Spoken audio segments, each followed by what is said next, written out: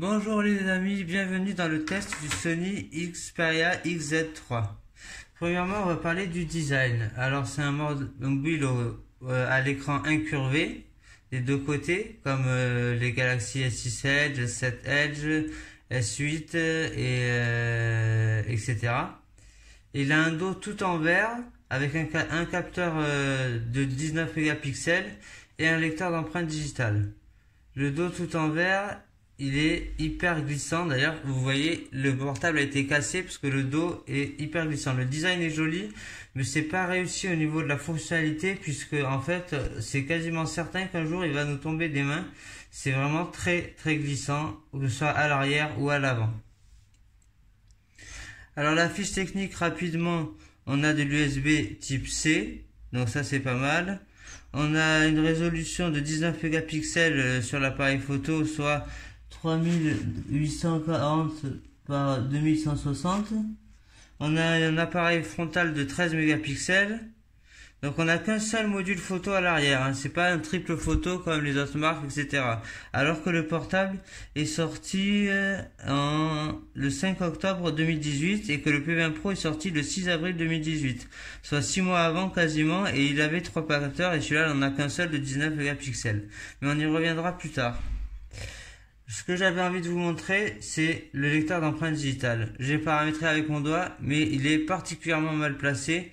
Il tombe pas sous le doigt. S'il tombait sous le doigt, il tomberait là, en fait, ou là. Mais là, il est beaucoup plus bas, donc faut mettre son portable en haut. Par contre, il est réactif, comme vous voyez. Je vais vous refaire une démo. J'appuie, ça s'ouvre tout seul. Je vais vous parler maintenant de l'écran incurvé. Parce que pour faire des SMS, on va taper n'importe quoi. Ok. On va taper un numéro. 07 68 68 68 68. Ok. Et là, vous allez voir, quand je vais écrire le SMS, le A est légèrement sur l'écran incurvé. Encore que ça va pas trop. Mais quand on fait du swipe, salut, c'est assez déroutant. Ça marche, mais c'est pas très très pratique. Avec le clavier d'origine, surtout, c'est 10 fois pire. Avec le clavier Google, c'est un peu meilleur. Et je vais vous montrer une petite vidéo en 2K sur YouTube. On va aller sur YouTube. Si je trouve une vidéo en 2K, vidéo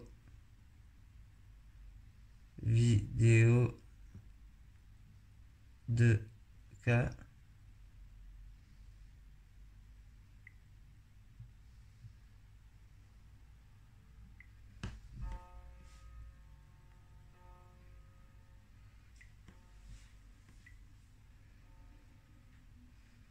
« 1440p ». Donc là, j'ai mis la bonne résolution.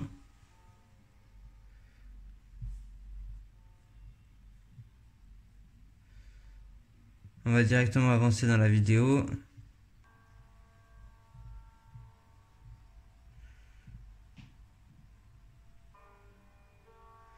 Voilà, on peut voir que la vidéo les images est très belle, c'est très détaillé, on a des noirs magnifiques. Enfin bon, l'écran, il n'y a rien à redire là-dessus. Voilà pour ce qui est de l'écran. Maintenant, on va un peu faire le tour de l'interface. Alors, on va commencer par la vitesse d'ouverture des applications. Par exemple, je vais aller sur Chrome, on appuie, ça s'ouvre tout de suite. Voilà, c'est assez rapide. Message, on appuie, ça s'ouvre vraiment très vite. En sachant que même si c'était dans la RAM, je vais carrément vider toute la RAM, tout effacer, voilà, et on va recommencer. Message, ça se lance toujours aussi rapidement, ou Chrome, ça se lance toujours aussi rapidement. Donc sur ça, rien à dire, la puissance est au rendez-vous. Les messages, c'est l'application d'origine. Je vais vous montrer une application qui n'est pas d'origine, c'est l'application musique. Alors, il faut que je la trouve.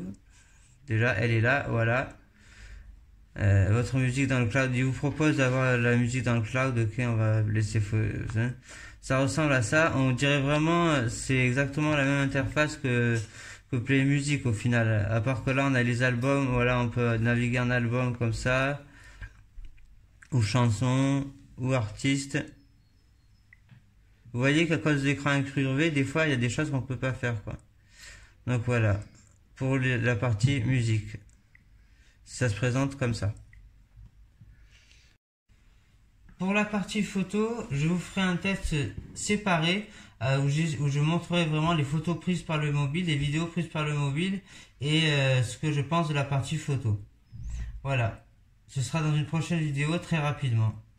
Maintenant que j'ai fait tout ça, je vais conclure.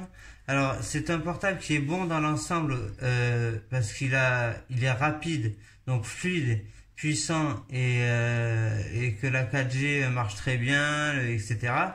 Mais c'est un portable que je ne conseillerais pas d'acheter tout simplement à cause de son design, le capteur d'empreinte mal placé, le dos en verre qui est ultra glissant, les bordures sur les côtés pour écrire les SMS c'est pas pratique et pour pas mal de choses c'est pas pratique. C'est pour ça que je vous le recommanderais pas, surtout qu'il vaut quand même 540 € neuf ou 400 € d'occasion. Donc c'est un peu cher, je pense qu'on peut trouver mieux ailleurs. Voilà, c'est ma conclusion. J'espère que cette vidéo vous aura plu et je vous dis à la prochaine.